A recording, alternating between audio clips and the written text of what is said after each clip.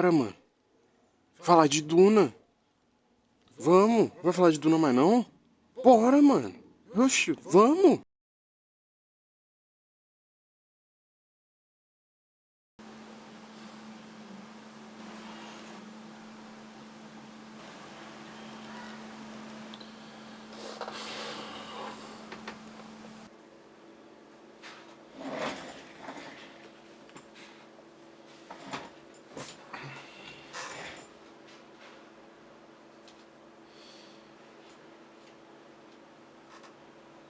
Bom dia.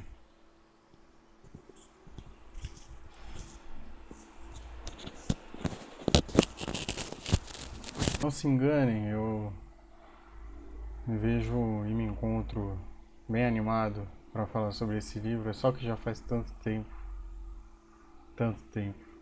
que eu terminei. Dá até vergonha. Mas enfim, vamos falar de Filhos de Duna.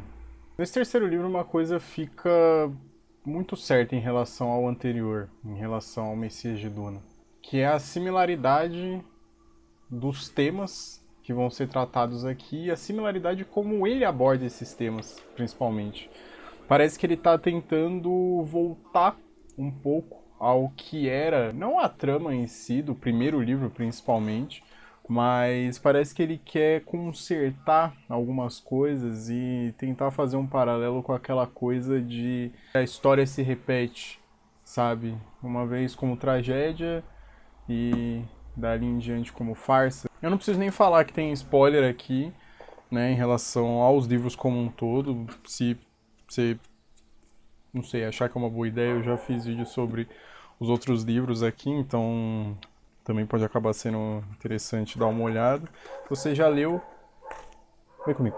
Bom, como eu falei, tipo, nesse livro aqui a gente tem meio que uma repetição, tipo, muito contundente, assim, de alguns temas que aconteceram no primeiro livro. Isso já meio que acontece no segundo, só que agora, nesse terceiro livro, por se tratar de uma outra parte da história ali dos Atreides, a coisa ela tende a ter uma escala um pouco maior e ela tende a ter, tipo, pontos, assim, de diferença maiores. Se você não lembra, no fim do segundo livro, o Paul fica cego, né? Explode basicamente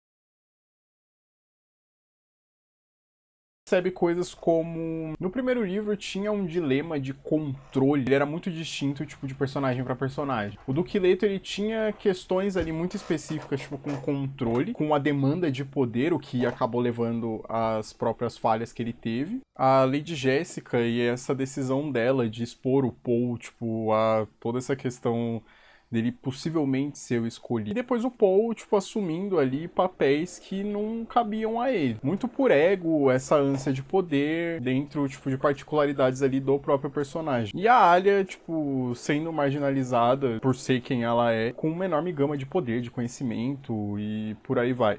Tipo, essa questão do controle, se a gente for colocar dentro ali de cada contexto, de cada personagem da família Atreides, principalmente, não os subordinados, mas até os subordinados, tipo, daria pra ver alguma coisa nesse sentido, ela difere muito, tipo, de um pra outro. Então é interessante ver como que isso vai funcionar pra os gêmeos. Assim, também, por ter passado muito tempo, né, por ter passado um bom tempo desde que a gente viu principalmente a Lady Jéssica e ela volta nesse livro, desde que a gente viu a Alia também, a gente sabendo que, tipo, não é imediatamente depois do final do segundo livro, como que essa relação ainda se estabelece como relevante a ser discutida, a ser exposta, tipo, pelo autor, de acordo com os personagens, tipo, irem envelhecendo. Isso em cada livro, cada pedaço dessa história, tipo, desse universo sendo expandido, acaba tendo um peso diferente, tipo, nessa lógica de escada como um todo. E pra esse personagem meio orelha, assim, pra gente poder descobrir o mundo junto com eles. Então, se no primeiro livro a gente tinha o Paul pra isso, e era com ele que a gente estava acompanhando, era com ele que a gente ia vendo como é que a coisa estava se desenrolando, e descobrindo um planeta novo, e etc, etc, etc. No segundo livro era a Alia, porque o Paul ele já estava estabelecido, por mais que a gente ainda tivesse contato com, tipo, alguns dos dilemas que ele estava tendo, tipo, numa idade um pouco mais velha, o que valia a pena pra gente era a Alia, porque ainda assim a Hack estava completamente mudada do que a gente conheceu anteriormente. Então, o olhar dela acabava, tipo, pegando na nossa mão e, tipo, levando não só a discussão, mas a trama um pouco pra frente também nesse sentido. Então, o que a gente vai ter aqui nesse livro são os gêmeos. Entendeu? E isso vale, tipo, pra tudo, basicamente, porque eles ainda são Atreides, sabe? Então eles levam toda essa bagagem dos Atreides, tipo, nas costas. A coragem, a burrice, a teimosia, entendeu? Fora os poderes especial que os caras têm aí, né? Por ser criança maluca. Então a gente abre a história, mais uma vez, que o Frank Herbert adora isso, com uma trama pra poder destruir os Atreides, basicamente tirar eles do trono, armados ali pela Casa Corrino, né? Se vocês não lembram, a Casa Corrino era do Imperador, tipo, quem viu o segundo filme agora sabe que era o Christopher Walken lá, e a Florence Pugh, agora a gente pode dar cara pra Princesa Irulan, mas basicamente é a Casa Corrino, mais uma vez, igual no segundo livro também, participando, tipo, de uma trama para tirar os Atreides do trono e fazer com que os próprios Corrino pudessem assumir o trono do Império Galáctico. E quem vai assumir, quem é a bola da vez? Você me pergunta, é a Princesa Irulan? Não, não é a Princesa Irulan, é o primo dela, que é o Farad'n. É a mesma pegada que o Paul era, tá ligado? Só que ele tem a idade dos gêmeos. E o governo dos Atreides, por si só, ele tá em xeque. A população não aguenta mais. E assim, pelas crianças não poderem fazer o papel do pai, tipo, lembrando que o Muad'Dib era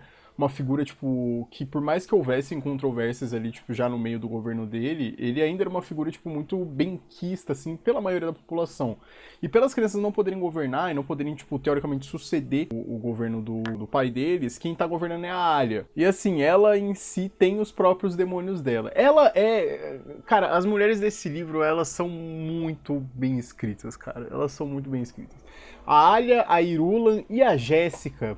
A Gunnyman, tipo, a gente não vê muito, assim, mas essas três, cara, são fenomenais, assim. O Frank Herbert, ele tava, nossa, canetando demais, demais, demais. A Alia tá com 20 e poucos anos, ela tá casada, né, com o Gola Mentat que é o Duncan Idaho, né, que agora a gente já sabe, tipo... que ele não é mais o Hate, ele não é mais o cara que ele era no segundo livro. E ele tá bem, tá suave. E a Alia, ela tá tentando entender ali mais ou menos qual que é o papel dela. Ela quer, tipo, se livrar das amarras que o passado dela tem, saca? E que ela ainda sente que, tipo, tá controlando um pouco mais ela. E ela sabe que, tipo, não foram coisas que ela escolheu. Então, tipo, foram coisas que foram muito impostas. Ela ser aquela criança que era a aberração, a abominação, tá deixando ela meio pá, assim, ela tá num lugar, tipo, de muito poder agora, e ela não sabe muito bem reger as coisas. Tá muito difícil, porque ela não tá falando com a Lady Jéssica, tipo, a gente não sabe muito porquê. Então ela meio que tá sozinha nisso. E ela é muito bem trabalhada nesse livro. Tipo, assim, talvez ela seja a minha preferida. Talvez ela seja a minha preferida. E tem essa questão de, no livro anterior, ela também tá tentando entender qual que era o papel dela nesse mundo meio inescrupuloso, nesse mundo, tipo, muito esquisito. Entender qual que era o lugar dela. Agora ela, tipo, ela se vê como uma agente da coisa. E, tipo, ela não tem tempo pra poder, tipo, tá de canto e falar, putz, mas eu não sei como é que funciona. E a cobrança vem justamente porque ela tá nesse lugar de destaque e a instabilidade vem também, tipo, e ela tenta procurar ajuda meio que dentro de si mesma, porque tem essa parada, né? Ela é uma criança que, por ter sido concebida do jeito que ela foi, né? A Jéssica tava grávida, bebeu a água da vida e acordou o nenê.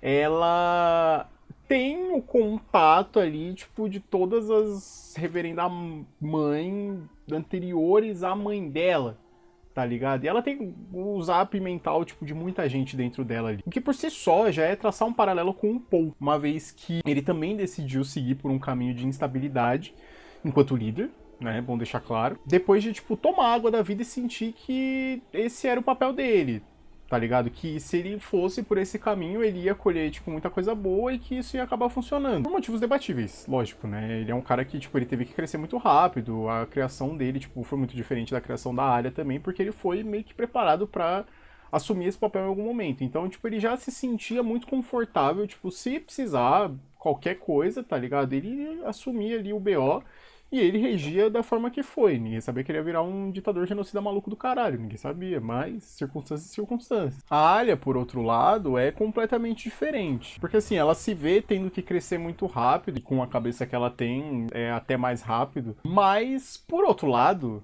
ela não tem essa necessidade de, tipo, ter que assumir um papel. Ou pelo menos não tinha. Então ela não foi treinada pra isso. Ela não tá ligada nessas paradas.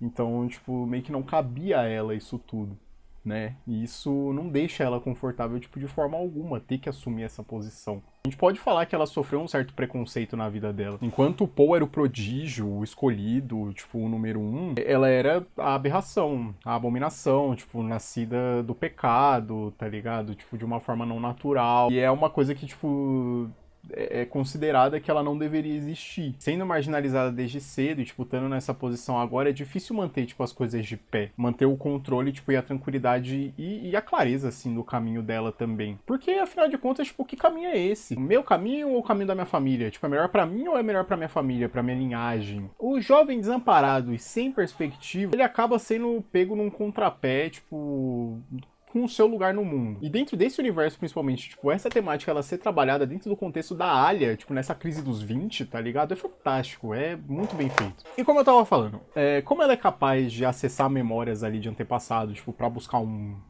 guia, pra buscar um caminho, fruto. Só que tem uma vozinha, tá ligado, na esquizofrenia dela ali, que acaba falando um pouco mais alto, que é a voz do Barão Harkonnen. Se todo mundo lembrar, ele é vô da Alia, né? Porque ele é pai da Jéssica, tá ligado? Pela inseminação ali, o caralho. Que os Bene Gesserit fizeram, tipo, os Atreides acabam sendo meio Harkonnen também. Pelo menos a Jéssica, o Paul e a Alia. Então a voz do Barão começa a falar mais alto na cabeça da Alia. E ele supostamente é o único a ajudar, porque, tipo, todas as outras consciências antepassadas da Alia também consideram ela como uma aberração. E o Barão, ele quer vingança contra os Atreides. Porque é como se ele fosse uma consciência viva. Ele tem as memórias da Alia e, tipo, ele instrui ela a tomar algumas decisões perigosas. Como, por exemplo, tipo, desconfiar ainda mais da própria mãe. E aí, por outro lado, a gente tem, tipo, outra personagem fantástica à parte, tá ligado? Que é a Lady Jéssica, que tá voltando pra Arrakis agora. Ela tá voltando do exílio dela em Caladan, porque quando começou o jihad ali do Muad'Dib, eu não lembro o nome das coisas, ela foi se exilar em Caladan, porque ela falou, porra, foda-se, não é... eu quero descansar. Então ela voltando agora, ela já se vê num impasse que, tipo, ela não parece ser muito benquista ali, bem-vinda na família. Até porque, com tudo que aconteceu com o Paul, ela não tava perto, ela não tava acompanhando. E, tipo, mano, ó, a avó que foi passar um tempo longe, aí ela tá voltando agora porque ela soube que nasceu uns netos aí, mano. E aí, tem como conhecer as crianças? A Alia tá evitando ela, né, por exemplo, tipo, por ter sumido e abandonado a família também, tá ligado? A Alia cresceu sem mãe.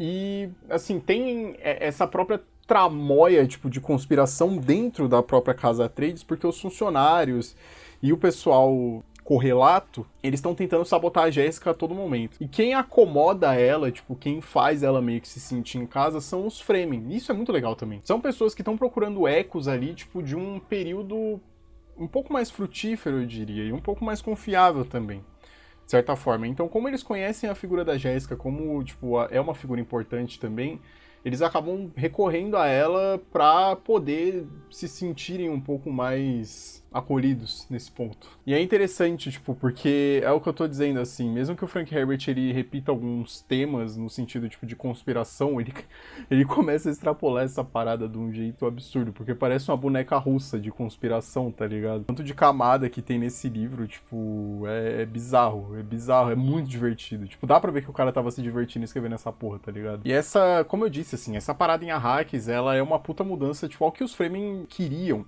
A gente já meio que vê isso no segundo livro, e tipo, a gente vê que é uma preocupação ecológica ainda maior no terceiro livro. E a gente vê também um pouco do que o Frank Herbert ele acaba pensando sobre, tipo, essas propostas de mudança e essas supostas promessas que algumas figuras de liderança ali políticas acabam fazendo como uma espécie de as coisas vão melhorar porque eu vou colocar a mão na massa. Uma vez que a relação, tipo, da água com os Fremen, ela acaba mudando e, tipo, agora em Arrakis tem água em abundância, o clima do planeta ele vai mudando. E o ecossistema, tipo, vai sofrendo mudanças muito bruscas e de uma forma, tipo, muito acelerada. A ponto, tipo, da gente entender que o que faz o clima de Arrakis, tipo, ser muito seco e por aí vai, tem a ver com as trutas da areia. Elas, por si só, se desenvolvem para ser os vermes gigantes, né? E a gente sabe o quanto culturalmente e agora ecologicamente é importante existirem os vermes da forma como eles existem ali, não só para os Fremen, mas para o próprio planeta como um todo. Então, assim, o ecossistema tipo, de Arrakis ele não pode mudar, ele precisa ser mantido, não interessa como, mas ele precisa ser mantido, tá ligado? Justamente, também, pela importância da produção do melange, que aí, tipo, já chama a atenção de toda a galáxia. Os vermes, eles precisam existir tipo, pro melange continuar sendo produzido, pra especiaria continuar sendo produzida, para que as pessoas continuem vivendo, tipo, de uma forma relativamente próspera pro universo. Então, de novo, são camadas. Se não tiver truta de areia porque tem água demais no planeta, não tem verme. Se não tiver verme, não tem especiaria. Então, tipo, isso já acaba chamando muita atenção, tipo, de muita gente como um todo. Mas, putz, a água não era legal? Não era isso que a gente queria? O paraíso verde, não sei o que, não sei o que, não sei o que. É, mas não é. Mas depende, mas eu não sei. Mas e aí? Isso, tipo, bem porcamente resumido. E quem vai cuidar disso é justamente o Leto II, tá ligado? Ele que vai entrar, tipo, numa jornada ali... porque ele tem uma conversa, tipo, com o Stilgar e ele começa a fritar, assim, de maluquice. E fala, porra, eu sei onde eu tenho que ir, tá ligado? No cu do deserto lá pra honrar a memória do pai dele. E ele fica, tipo, batendo muito nessa tecla durante o livro. Pra poder consertar isso, porque, tipo, ele se julga como a pessoa que, tipo, tá vendo o que ninguém tá vendo. E, assim, é muito interessante também, porque o plano da Casa Corrino é justamente matar os gêmeos, tá ligado? Pra, tipo, não ter herdeiros ali do trono. É um livro que... Como eu disse, ele tem, tipo, rimas narrativas, assim, muito fortes com o primeiro. E eu nem tô aprofundando tanto, assim, na coisa, porque são conceitos, tipo, um pouco abstratos e longos demais pra eu poder fazer isso. Mas é um livraço. É um livraço, assim. Eu lembro, tipo, do encerramento da Gânima, que ela encerra, tipo, numa melancolia terrível, terrível. Falando que alguém precisava aceitar essa agonia e o irmão dela, tipo, sempre foi mais forte. O livro, ele é essa questão infinita, assim, de desconforto e de melancolia e muito filosófica, de mudança constante e de pouco marasmo, assim, no que é apresentado. Se o segundo, eu não sei se teve reclamação, tipo, do segundo livro ser um pouquinho mais parado e, tipo, não ter tanta correria assim, mas esse, tipo, tem bem poucos momentos em que, tipo, tá tudo certo. Por isso que ele é muito parecido com o primeiro, porque sempre tem um filho da puta ali que, tipo, tá com a cabeça a milhão, sabe? E as coisas vão acontecendo, tipo, na cabeça deles. É uma boa saga pra ansiedade, eu acho. A solidão, a mudança, é o que nos traz a um lugar escuro, incerto, tipo, e com pouquíssima segurança. Faz a gente questionar muita coisa, faz até a gente supor e entender e achar que entende, sabe? Sem uma perspectiva, tipo, do mundo exterior, sem uma perspectiva de nada além do que tá aqui dentro. A gente vai achando que entende das coisas, a gente vai, tipo, supondo um monte de coisa e, tipo, vai achando que a gente sabe onde o autor quer chegar, que, na minha opinião, é muito isso que ele quer. sabe? Porque ele vai torcendo a trama, vai jogando a gente de lá pra cá, tipo, sem a gente entender pra onde que a gente tá indo, o que que a gente tá fazendo, e, tipo, é só uma surpresa atrás da outra. Eu gostei muito desse livro, como eu falei. Talvez seja meu preferido, eu não sei. Junto com o primeiro, mais do que o primeiro. Eu não sei. O caminho, tipo, que o Herbert, ele aponta a história, tipo, pra desembestar ali um pouco mais pra frente, ele é surpreendente. E como uma boa ficção científica, tipo, é uma parada de extrapolação gigantesca, assim, muito bem feita. E isso, sim, muito bem contextualizada também na época que o livro foi lançado.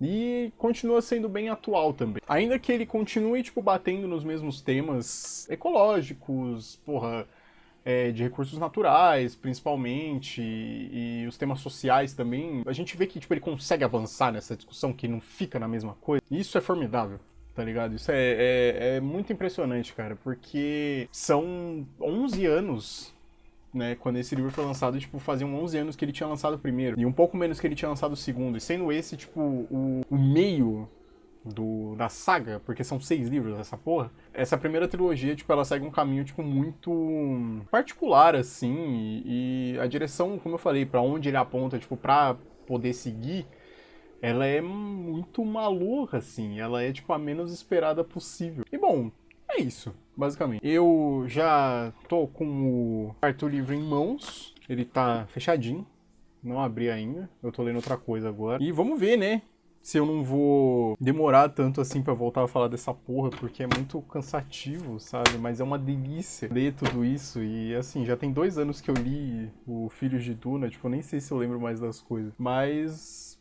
enfim, quando eu terminar de ler, eu volto pra falar sobre isso aqui. Talvez demore, talvez não. Ninguém tá esperando nada, e é isso que importa. Leiam, leiam. Vão atrás dessa porra, tipo, vão ler tudo. E é a melhor recomendação que eu posso fazer, assim, de maneira geral. É isso.